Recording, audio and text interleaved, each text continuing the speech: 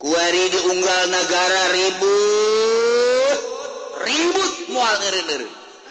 Irak terus-terusan, Yaman bakal, Iran kitu keneh jadi ancaman Yahudi.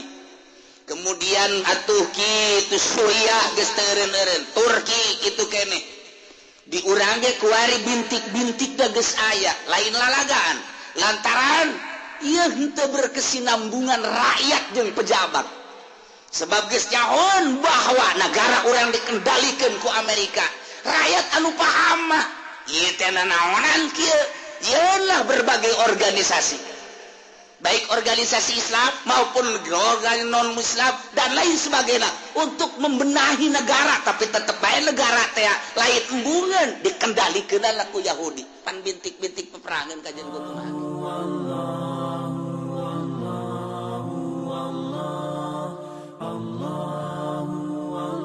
Ayatiya ba'du ayati rabbik. Datang sebahagian tanda-tanda pangeran anjeun.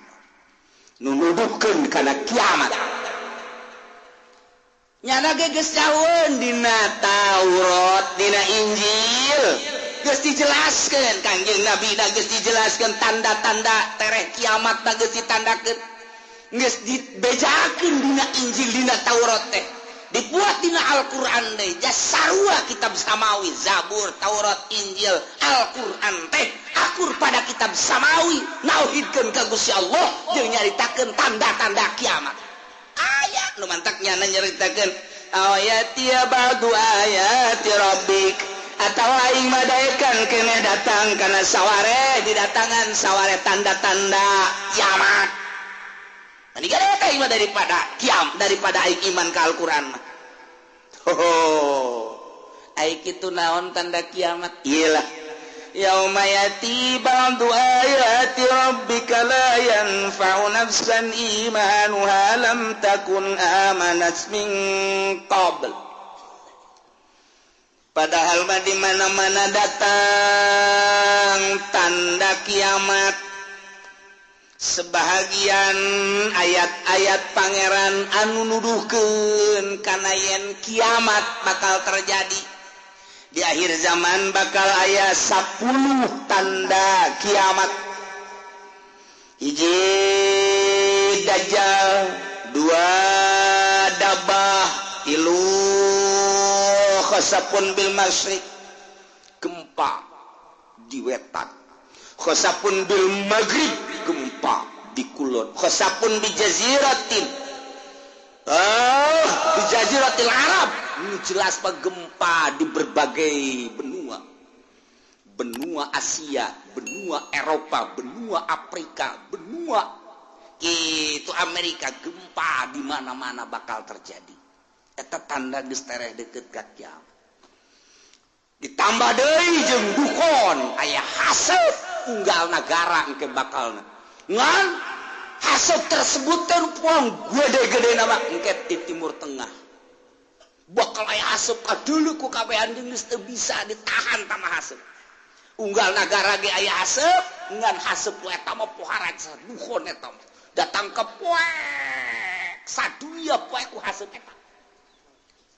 Ieu tanda geus tereh datang ka kiamat. Tambah deui nomor ka-7 tuluh samsi min magribiha. Muncul panon poe ti kulon. Tambah deui Ya'juj wa Ma'juj ke-8. Ke-9 turun Kangjeng Nabi Isa alaihis. Nomor ka-10 bakal aya narun takhruju min adan. Tasukun nas ilal mahsyar. Sono ieu mah bakal nanti adan. Wah, luar biasa. Kuari mah kakaraknya seuneu font doang. Font teh naon kira artina? Tuh, siapanya hobay kan? Ya osok neuleu meureun. Font.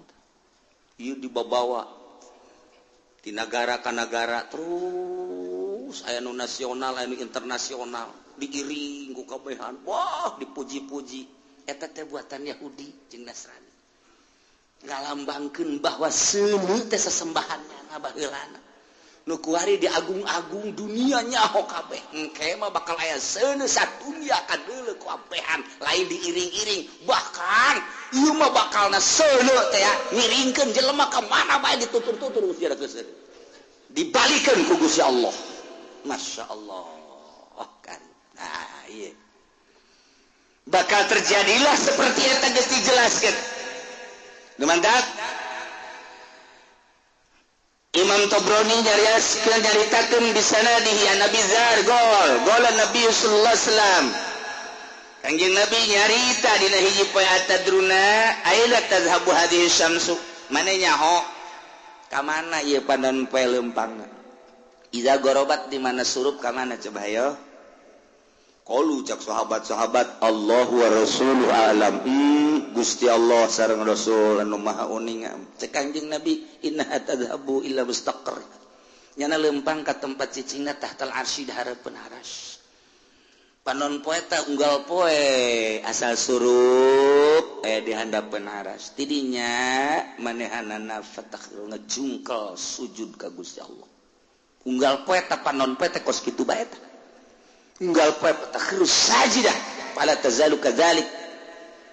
Lamun ku Allah encan ditita irtabi udang parji balik deui pindah sujud eta manehna sujud bersyukur ka Gusti Allah cak Allah udang panon balik deui ka wetan sakumaha biasa unggal poe asal datang ka hanapeun aras sujud cak Allah udang ayeuna balik deui kitu beta masyaallah teu eureun datang ka kuari masih kene gitu baik bakal terjadilah engke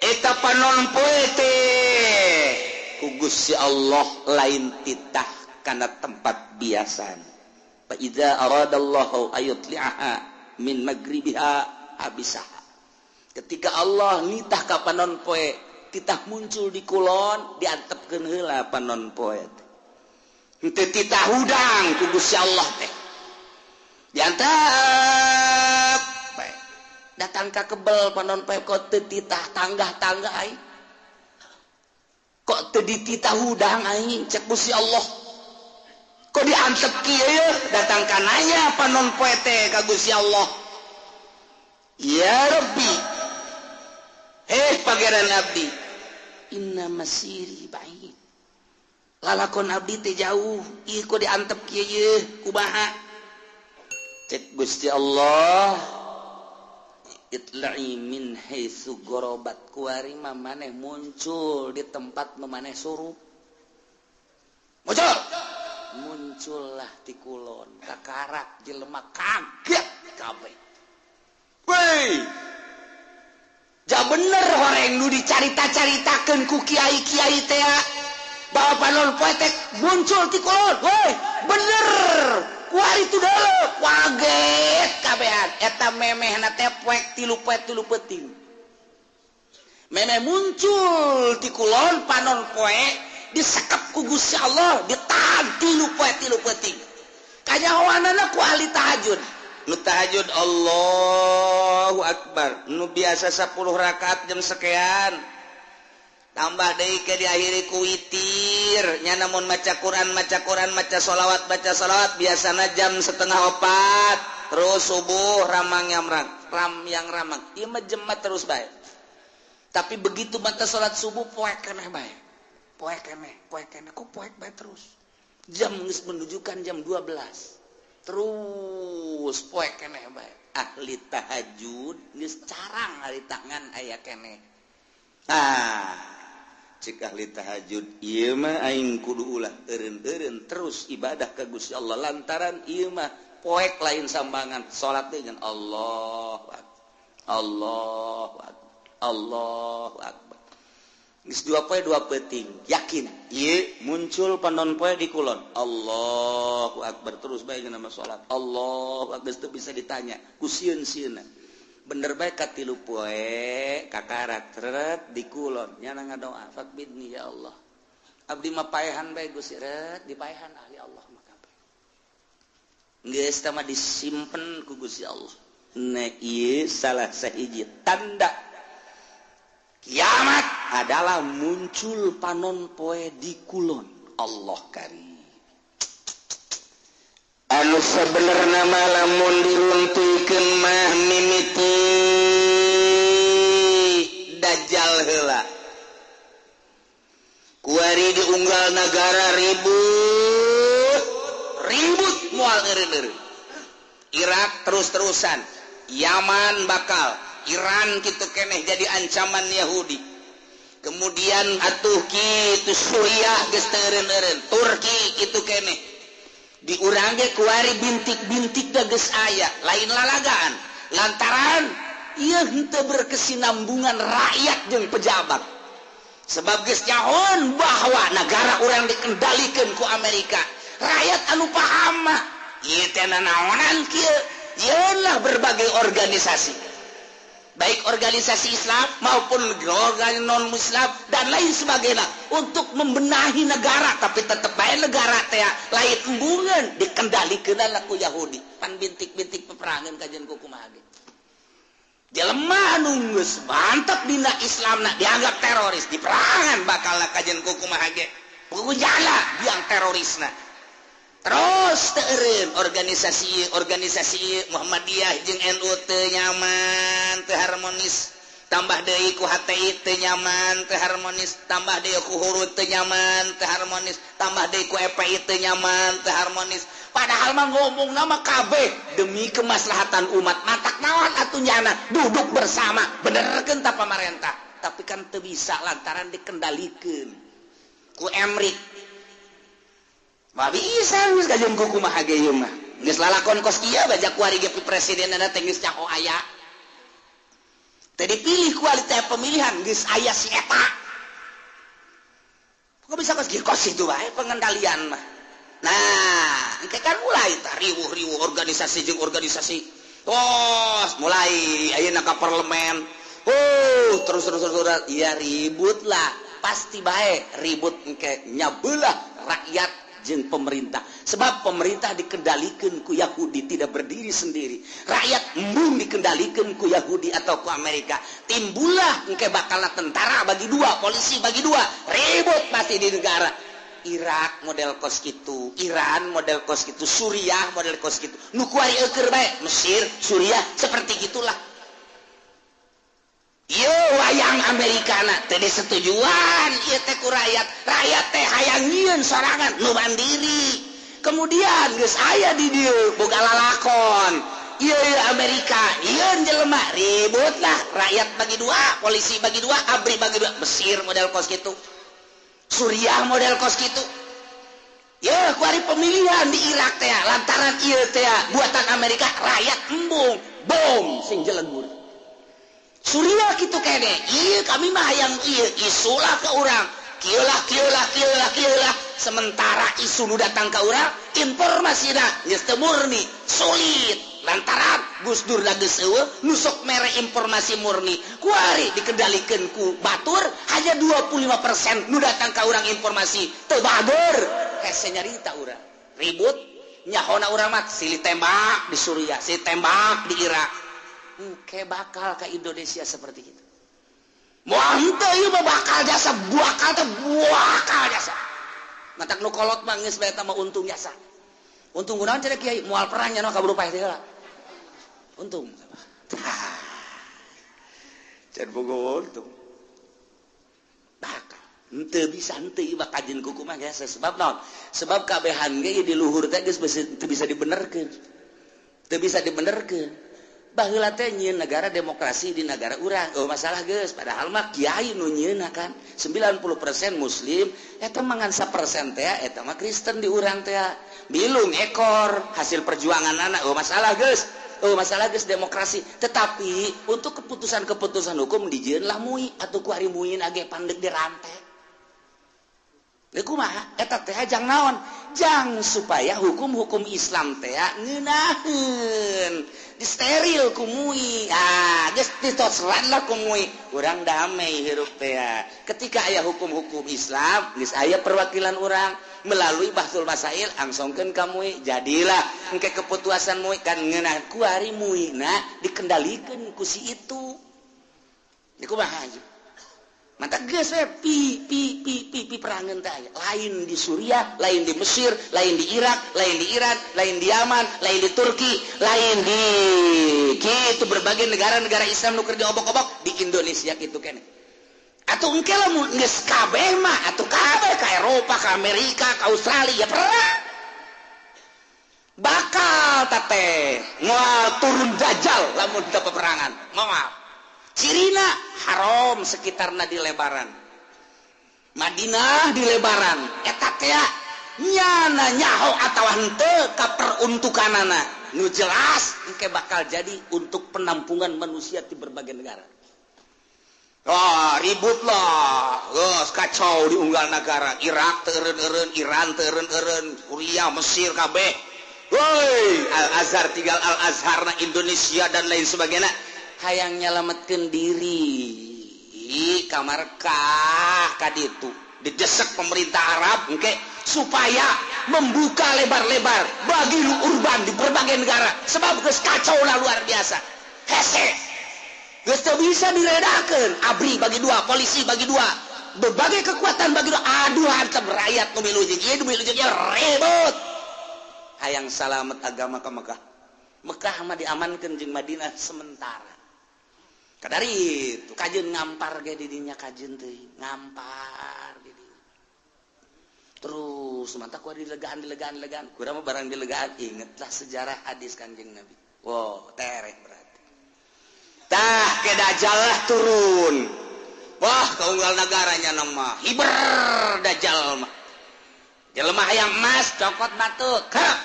Asal siap percaya aing pangeran.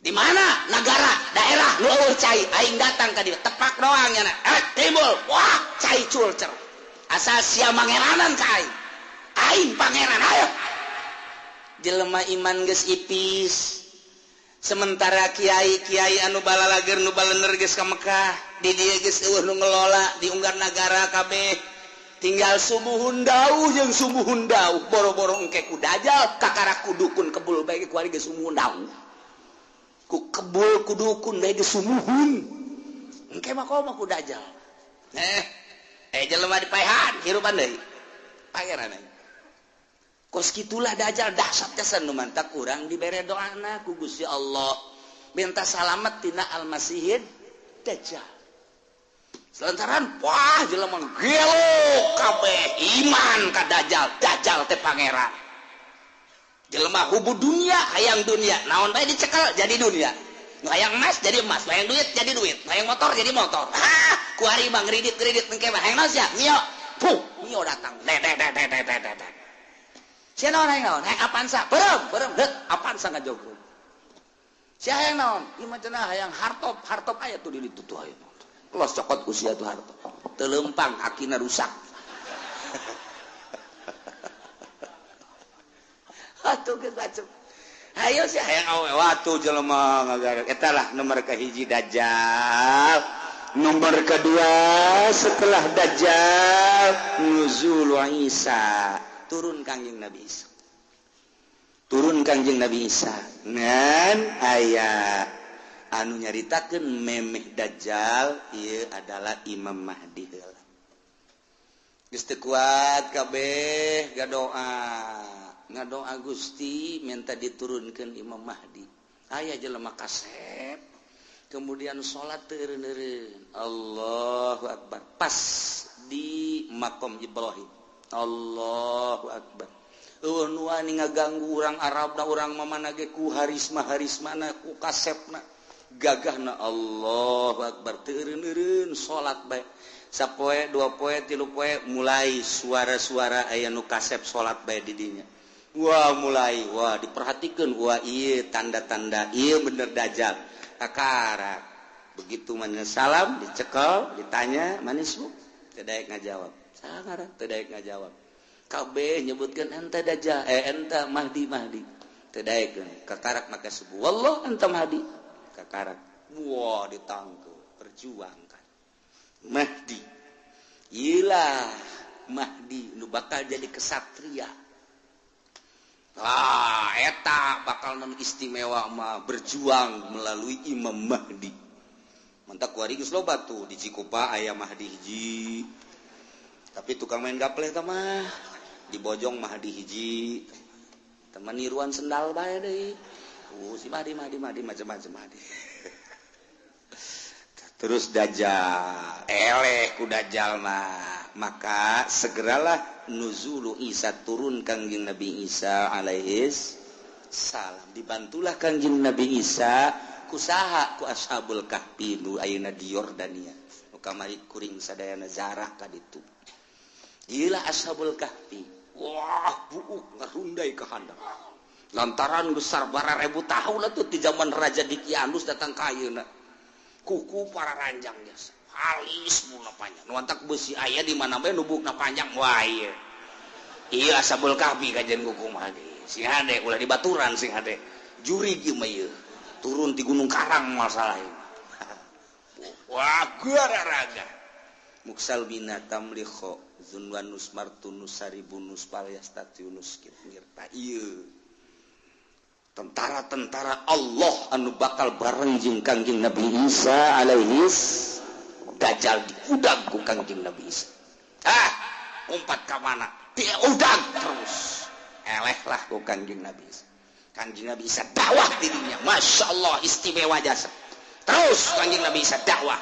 Saha nu nyaritakeun bahwa kula pangeran batil. Bohong, goblok cak Kangjeng Nabi Isa. Kula mah sakadar utusan Allah. Mata kurang lamun nyaritakeun kos kitu teh jelas kurang kuari pangeranan. Mantak pada tahun 300 sekian musyawarah konsili disebutna mun baheula konsili mun di urang mah muktamar para penggede. Begitu muktamar ngajelaskeun ieu teh untuk memutuskan apa Isa itu adalah Tuhan. Jadi dituhankeunana teh ku uskup-uskup eta teh hasil konsili. Jadi berarti hasil musyawarah. Jadi nyanungkankeun pangeran ngamangerankeun ka Kangjeng Nabi Isa teh adalah pada tahun 360 sekian ta eta teh meunang hasil muktamar. Jadi masyarakat supaya nyaho bahwa pangeran teh Isa hasil muktamar disebutna konsili keblon kan. Aya pangeran urang pangerankeun yuk. Ayo geus urang pangeran mantap aya sababaraha muktamar anu hadir di dieu henteu milu ngamangerankeun ka Isa dibunuh pan. Dibunuh harita tetap Isa pangeran. Jadilah datang ka kuari Tritunggal. Engke Kangjeng Nabi Isa marah. Saha nu ngajadikeun aing pangeran? Aing mah rasul. Anu kuari ngajalankeun syariat Muhammad. Aku aya da jeung Kangjeng Nabi urang. Mulai bahala kawin Kangjeng Nabi Isa pan baheula teu kawin, da ieu kuari mah kawin ke bakalna turun ka dunia, nyana dakwah terus. Jelema istimewa kabeh iman. Nyana kawin ngan teu lila Kangjeng Nabi Isa diangkat deh maot Kangjeng Nabi Isa. Mulai kacau deui dinya mah. Ngan nu baragus geus mulai ku Gusti Allah langsung aya angin seger asal ngambe angin eta asal ngambang itu mau nu ibadah ke Allah marah mau ya Allah ya Rabbi tinggal Cameron bakukul geus luar biasa bakukul deui belah tidinya turunlah Ya'juj wa Ma'juj. Urang lamun nyarita dina Al-Qur'an aya Ya'juj wa Ma'juj anu dibendung ku kitu Zulkarnain. Urang mun maca surat Kahfi aya. Ke dihareup bakal dongeng Ya'juj wa Ma'juj nu Kangjeng Nabi waktu Kangjeng Nabi tas Isra ningali bendungan imam kitu raja tersebut ieu geus sagede kieu tah. Sedengkeun ieu de kaluar tah, de kaluar geus sagede kieu cak Kangjeng Nabi. Engke bakal gede di akhir zaman bakal kalaluat di badak kalaluar Ya'juj wa Ma'juj terus bae ngadaharan naon nu aya bae manusia di dahar hewan di dahar suagula rupa di dahar wah Ya'juj wa Ma'juj mah ieu mah tangkal kayu sok pala di daharan bae ieu binatang anu pohara geus mantak baheula ku Zulkarnain di bendung ge raja sadunya Raja Zulkarnain dipuat dina Al-Qur'anul Karim ngan eta bendungan Raja Zulkarnain teh ya nu kuari di laut mana nah ieu ditelusuri ke berbagai ilmuwan dunia seluruh benua Asia, Afrika, Amerika, Eropa, Australia. Ya, urang teangan coba bendungan Zulkarnain teh di mana ieu? Sebab Ashabul Kahfi kanyahoan Kangjeng Nabi Syuaib kanyahoan dan lain-lain sebagainya kanyahoan. Urut Kangjeng Nabi Lut kamari laut mati aya kanyahoan. Kabeh aya ieu teh di dunia. Nu aya dina sejarah nu di Quran teh aya kabeh. Kemudian piramid aya, Firaun aya dan lain sebagainya aya. Ieu bendungan Zulkarnain. Ieulah anu encan kapanggih datang ka perdetik ieu. Nah, tapi geus mulai kuari kanyahoan. Geus mulai. Berbarengan jeung kanyahoanana kapal Kangjeng Nabi Nuh. Kapal Kangjeng Nabi Nuh teh kuari teh aya keneh. Kapalna aya keneh kapalna. Geus sindek urang kada itu hayu. Di mana cenah Kiai? Lah, sia mah diajak ka Banten ge hararese. Komo ka ditu atuh. Di Gunung Arad. Di Gunung Arad, Arad teh di Turki. Eta teh di luhur gunung aya. Setiap jelema nu kadinya teu kuat paeh. Jalan luhur melalui udara tetep bae teu kuat. Didinya geus digambar saat orang didinya aya peninggalan kapal Kangjeng Nabi Nuh alaihi salam. Judi teh judi. Nah, geus kapanggih eta. Tinggal ieu bendungan Zulkarnain nu diditunan di bendung ieu Ya'juj wa Ma'juj. Di mana ieu? Bahkan ilmuwan kalau Amerika pernah asup ka hiji daerah nyarage kaget kok hewanna kos kararit culina lain irungna lain bahasana lain tak eta teh nyada kaget di dinya aya hewan seperti kieu yeuh teu kajawan nyalaga di mana tapi ketika jana perem ngadengela suara azan Allahu akbar Allahu akbar aya di daerahna deui berarti eta dibukakeun hijab mata asup Islam eta jelema eta asup Islam. Loba jasa di Amerika anu menemukan di Inggris, di Belanda, kemudian asup Islam. Loba, ieu mah keur carita hayang mengetahui tentang bendungan Zulkarnain. Geus kapanggih aya sababaraha menemukan buah ieu cuman buah doang. Ketika aya seseorang anu menemukan hewan seperti itu apa ieu Ya'juj wa Ma'juj teh. Maka manehanana ngadenge suara azan. Kemudian bentak. Geus lain di dinya deui. Tah eta teh negara-negara kos kitu teh loba urang ge.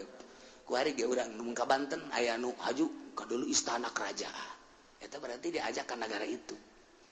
Kamari aya di nu liwat ka dinya bae. Oh, aya kerajaan di daerah dieu di ketos bae kerajaan ketos. Raja jurig newo-newo meureun tah. Jawab. Ieu urang kan kuari. Ieu teh kuari urang teh aya 3 dimensi urang cicing di dieu. Urang dimensi zahir kuari zahir kadeuleu ieu lamun urang dibukakeun hijab tret dimensi alam jin lamun waliullah dimensi alam hakikat bakal kanyawan hakikat jadi ieu teh sababaraha dimensi urang mah kulantaran urang mah sapira urang atuh nu kadeuleu ieu deui kapanggih ieu deui mun mingguan ka dieu jeung tukang uduk deui eta dimensi urang mah ieu ke baca bakalna Ya'juj wa Ma'juj. Nah, idinya kakarak summa khurujud dabbah. Jadi eta bakal Ya'juj wa Ma'juj engke ku Gusti Allah dihujanan blek hujan. Banjir pararayah lah Ya'juj wa Ma'juj. Tinggal manusia-manusia anu nyilib araraya loba keneh di dunia teh. Dabah teh ya hewan eta nya nama letikan ti himar hampir sarua jeung himar begal cilina rancung biasa ngan nya nama mau patlot mau pulpen leungeunna nulisan jelema tarang ditulisan mukmin kafir geus teu bisa kukumaha nu katulis kafir wae terus sadunya mukmin kafir dabah eta mah terus nulisan eta masyaallah ieu lalakon lain lalagaan ieu pohara jasa bakal katulis nah nunggu saya tulisan mukmin tidinya langsung teu kebel mau ngeunah geus tinggal nu kafir sia mah kafir sia ge deuleu tarang sia sia kafir sia ge atuh kafir kabeh tah tidinya bagus kafir engke mah bakalna awewe loba jasa lalaki kurang tangke bakal lalaki diudag-udag ku awewe datang kelai katangkal kalapa kiih naga di lamotan ku awewe ku eueuh lalaki ku eueuh lalaki lamun hayang makmur engke tah aduh haju deui zina teh kuari makan masih kena di kamar masih kena di kontrakan eta anu kelas di hatap nu belah ditu da mah tuh di hotel di tempat-tempat anu geus puguh lokasi-lokasina engke mah di sisi jalan kos kotok ieu hayang itu dibuka sleting beres geus eta geus hayang beres percis kos kotok bae geus beres ngan digabungkeun ku Gusti Allah gabung geus moal aya nu anakan moal aya nu anakan geus we dibere gabung bae lantaran dikiamatkeun kan moal aya budak leutik nah aya hiji dua ge aya hiji dua saeutik hiji dua paling meureun sadasa hiji nu reuneuh teh geus geus hese ngandur gabung bae geus teu araranakan ngomongna jelema ku geus lemah-lemahna iman ketika aya nu zina ieu jelema jana zina di dinya ngan ngomong kieu dong atuh hayang boleh di dinya belah ditu kayak ngan ngomong kitu doang geus teu daya teu upaya geus ku sebab zina kabehan ngan ngomongna tah kitu hayang belah di dinya atuh cek belah ditu ke naon ih eta lalikat aing mah geus beres ngomong kitu ditawar daekeun pan blon eta tah iyalah bakal terjadi seperti itu. Masya Allah kakarak summa tulu usyamsi min magribiha kakarak muncul panon poe di kulon jadi muncul panon poe di kulon setelah Mahdi setelah Dajjal setelah Dabah setelah Yajuj wa Majuj kakarak muncul panon poe numantak cek Kangjeng Nabi la taqumus saah moal waka terjadi kiamat hatta tatlu asyamsu min magribiha sehingga muncullah panon poe di kulon tah ieu teh ditangtangan ku kafir teh urang Quraisy nyahoeun dina Taurat dina Injil geus dijelaskeun nu batak nyanalah aing mah daripada iman ka Quran jeung ka Muhammad maningan ge hiji bae aing cabut nyawa aing nomor kedua maning disiksa ku Gusti Allah nomor katilu Allah maning turunkeun bae tanda-tanda kiamat di antarana muncul panon poe di kulon nu batak ketika muncul panon poe kumaha tangke bakalna yauma yati ba'du ayati rabbika la yanfa'u nafsan imanuha lam takun amanat min qabl dina poean datang sebahagian tanda-tanda pangeran yakni tere datang kiamat wahiyatul usyamsi muncul panon pemin magribiati kulon sakumaha geus dijelaskeun di hadis Bukhari Muslim tah ketika muncul panon poe di kulon teh layan fa'u nafsan imanuha lam takun amanat min qabl eueuh mangpaat kawak-kawakan ka hiji jelema ka sahabat imanuha imanna lam takul amanat min qabl anu manehanana encan iman memeh eta mah geus begitu muncul panon poe di kulon nyana can iman haju nyana nyao ieu teh tanda kiamat berarti bener kiamat teh nyana iman geus tutup pintu sigotaka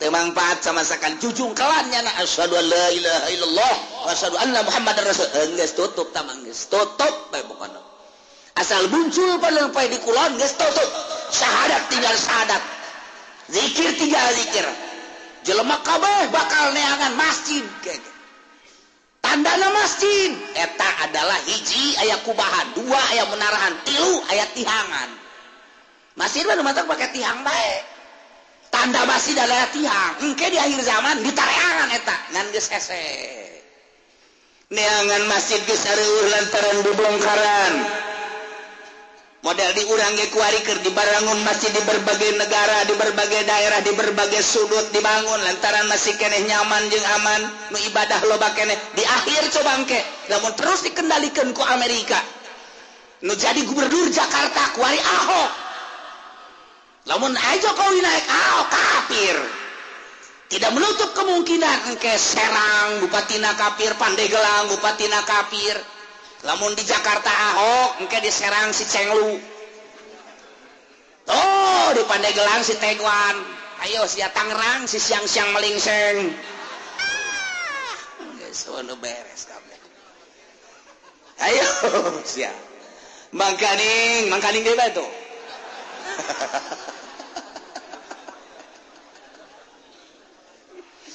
Lipo keur dibangun, BSD dan lain sebagainya bang didinya lah, aya pusat-pusat kegiatan-kegiatan kafir. Lu geus kanyahoan bae gapan dinasa baheula teh didinya teh aya senjata nu sakitu lobana deuk nanaon eta sa? Si Haryati, Haryati teh saha? Hah? Sakar ngaranna boga nasa? Anu cangkep teh pan sia nyaho, pan babaturan sia. Hartati. Tepat loba senjata didinya ente mah teu nyaho. Mantak dirahasiakeun ku pemerintah. Bongkar. Waduh, aya naon ieu? Sementara di Jakarta kuari gedung kedubes 12 tingkat Amerika. Jang naon eta? Lamun lain boga cita-cita nu teu hade. Hei, emang kumaha gitu. Ieu teh dekristenisasi anu lain lalagaan. Sementara pemerintahan orang wahe. Kiai nu aya di ditu wahe opat kali. Nek kumaha deui atuh. Lain teu diperjuangkeun jak geus ayana. Ya otomatis lah. Kafir. Ya terus hasil dicokotan ku Amerika. Hasil dicokotan dan lain sebagainya urang dibangun. Nah, kadeuleu geus lemahna di urang. Asal aya nu bergerak dianggap teroris, asal bergerak dianggap teroris kan sararieun kabeh iman geus eueuh mulai gempor. Sudah tidak ada masjid-masjidan, masjid paling hiji dua kan meureun anu dipertahankeun. Ayo sia, tanah dibelian ku nyana nyin gereja sadaek-daek. Nah, ada kumaha deui ayo. Ya pemimpin urang eueuh nu handle, nu kuat. Ayo deuk kumaha kabeh sumuhun dawuh ka Amerika. Nah, mulailah gedung-gedung dibangun, gereja dibangun, masjid-masjid urang dibangun, engke dibongkar. Nah, ieu mah keur carita singkatna bae, lila keneh eta mah urusan kos kitu mah, sebab eta mah melalui masa-masa wah, peperangan dan lain sebagainya, bakal perang, neuk kumaha henteu, bakal jasa. Nah, nu mantak kolot urang baheula engke mah bakal perang deui sia, ngan urang mah baheula kolot urang nyaritakeun ejeng kulon. Sakar kulon? Baduy jeung baduy padahal mah baduy teh horeng eta siloka baduy teh cak kolot baheula eta teh nu bakal diperangan jeung urang nyana nyamueun ka jalan-jalan horeng Amerika eta baduy ngaranna siloka kolot eta mah ya atuh perang jeung baduy mah lah sabira baduy atuh horenganna cak kolot baheula tuh ke mah baduy terus kau nggak lembur miluan jalan orang dongeng menjeng kolot kos gitu nggak bakal orang diperangan waduh baduy usahawan orang Amerika ku hari teh geus boga satelitnya nah orang lempang ka mana we ngising ka mana we geus kanyahoan satelit Amerika teh geus kieu bae nah haye sia JPN deuk ka mana lompat sia haye ditembak sia ku aing ngan cak Amerika moal ditembak paeh ti heula ge satelit geus kieu bae hayo coba urang gambaran letikna boga urang internet deh hayang nyaho daerah anu trek pencet asal nyaho bae urang blokna pencet jaheueuh pencet jaheueuh pencet jaheueuh salah mencet waduh sempak sial kumaha sial salah mencet aya kiai nu salah mencet lain sial alhamdulillah kitab anyar cenah ieu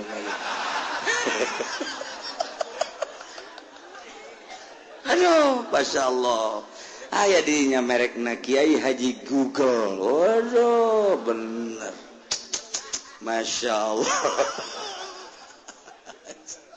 di akhir jawan geus rek kumaha coba yeuh lalakonna nah engke begitu muncul panon poe di kulon kakarak kabeh maca syahadat neangan masjid geus eueuh lantaran ciri masjid teh aya kubahan aya menarahan jeung aya tihangan kuari masjid geus teu make tihang geus mulai kan kuari ge masjid teu make tihang masjid mah make tihang minimal 4 kuari geus teu make tihang geus teu make wah cenah geus eta mah kan aula nu kos itu mah abe fungsina babari cenah main badminton bisa dirinya main bola bisa, dirinya main takraw bisa, kemudian main gitu tenis meja bisa dan lain sebagainya bisa. Tak jadi berarti fungsina geus lain multifungsi deui mah 10 fungsi. Tuh, eta lah. Geus esen yang masjid syahadat tinggal syahadat. Nah, la yanfa'u nafsan imanuha lam takun amadat min qabl. Teu aya faedah. Jujungkelan kafir-kafir kabeh para raja syahadat percaya ieu teh kiamat lantaran panonpet timbul ti kulon tetep teu aya mangfaat. Aw nafsan lam takun kasabat fi imaniha atawa awak-awakan anu katadina manehanana teu pernah ibadah teu aya mangfaatna nyana iman nama ka Gusti Allah cuma teu pernah salat teu pernah puasa harita mulai tobat ka Gusti Allah la tanfa'uha taubatuha teu mangfaat tobatna geus bae doraka bae. Sanajan nyala tobat tutup pintu sigotaka. Tobat-tobatan hari itu. Nisat. Masya Allah. Kul. Bejakeun Muhammad. Intaziru. Tungguan gitu. Ahada harihil asya. Nu tadi diceritakan tanda-tanda deket ke kiamat. Diminiti Dajjal. Mahdi. Dajjal. Ya'juj. Kajian Nabi Isa. Kabeh. Datang ke muncul panonpet. Tungguan. Bejakeun tungguan. Engke bakal cak Gusti Allah ku aing diayakeun di akhir zaman. Bejakeun tuan, aya hayang kos kitu mah terek iman ka anjeun, terek iman ka Al-Qur'an, tungguan kage bakal inna muntadirun. Tuan bakal kapanggih kage. Masyaallah. Diawali engke kuluba perjudian, permabokan jeung perzinahan. Engke mah hese neangan para wanu asli teh. Kabeh mun geus kaun deuk dikawin teh nyana bebeja geus pernah zina. Hese geus kabeh. Waduh, luar biasa. Urang mun nyaritakeun perzinahan ku ari, ulah kudu di Amerika, di Inggris, di Belanda, di Perancis, di Jerman, ulah negara kafir geus jelas. Di urang ku ari. Siswa sekolah Bandung, Surabaya, hese nyaritakeun anak. Di kontrakan, jauh ti indung bapa, cacak-cacak aya di hareupeun indung bapana. Nu ditalingakeun si hadasya reuneuh bae. Komo jauh ti indung bapana. Iman kurang. Duit kurang deui. Jang malayarkeun kontrakan, atuh bandang karak. Kumaha deui? Kenapa bandang karak? Atuh ieu saya yang penting ada yang bayarin kontrakan sakian teh. Enggak bagus gitu. Kececes dibere-beres. Eta ya kececesan segala. Masya Allah. Nah iyalah caritaan ku parkures nunang tangan ka Kangjeng Nabi teu percaya ka Kangjeng Nabi jeung ka Al-Qur'an endahan manehanana nang tangan hayang paeh lah hayang datang siksa lah hayang tanda-tanda kiamat cak Gusti Allah geus bedakeun Muhammad ka manehanana tungguan ke bakal datang urang kuari geus ditungtung kuari mun ditingali sejarah target akhir zaman geus darareukeut jasa sebab tanda-tanda deukeut ka kiamatna geus aya. Maka geus bae kuari mah urang mah sakadar ngaji ieu mah supaya nyaho jang naon jang supaya urang bisa mengendalikan diri abeh urang salamet fid dunya wal akhirah lantaran hese deuk dikukumakeun ge ieu mah geus bae urang jeung urang jang urang bae geus urang rapih ka anak urang di akhir zaman mah kuari geus teu boga TV teu boga HP teu ngridit wali geus sakitu ge geus teangan coba nu teu boga HP hese jas. Aya cenah kula teu boga kiai. Benar sia? Leungit can meuli deui. Blon banda mah. Henteu timbul ti nurani. Atuh kiai bae boga HP da 3 kiai. Nu hiji diceuli, nu hiji diceuli, nu hiji diirung. Blon banda kiai. Atuh komo pedagang atuh. Masyaallah. Eta mah terserah ieu mah keur nyaritakeun karusakan nu warokna mana na ieu lah urang ngaji supaya nyaho horenganan karusakan teh geus darareukeut jasa urang salametkeun diri urang eueuh nu leuwih karunya ka diri urang iwal ti diri urang salametkeun diri urang pamajikan urang anak urang luruskeun menuju Allah Subhanahu wa taala innal ladzina farraqu wallahu a'lam.